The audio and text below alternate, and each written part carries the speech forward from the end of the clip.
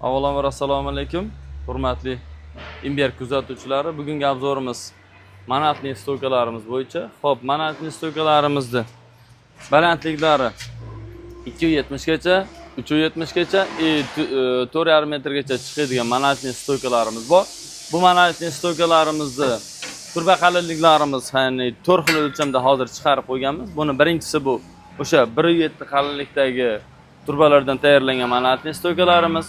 Undan keyingisi 2,1 qalinlikda bo'lgan manatli stoykalarimiz, 2,5 qalinlikda bo'lgan manatli stoykalarimiz va 2,8 qalinlikda bo'lgan manatli stoykalarimizdan iborat. Bular hozirgi holatda farqlashlaring uchun mana turli xil ranglarda bo'yab qo'yganmiz.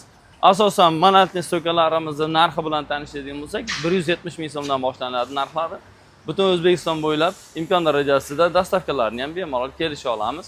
Hop, bundan keyingisi biz hozirgi holatda ishlash jarayonidamiz, ya'ni biz o'sha manatli stoykalarimizni ishlab chiqarish jarayonini ham ko'rsatib o'tamiz. Bunda asosan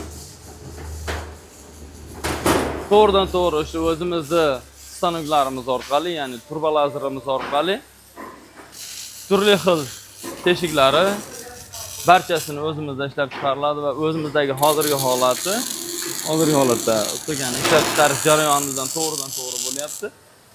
Eng asosan hech qanaqangi qo'shimchalarsiz to'g'ridan to'g'ri faqat o'zimizda ishlab chiqariladi.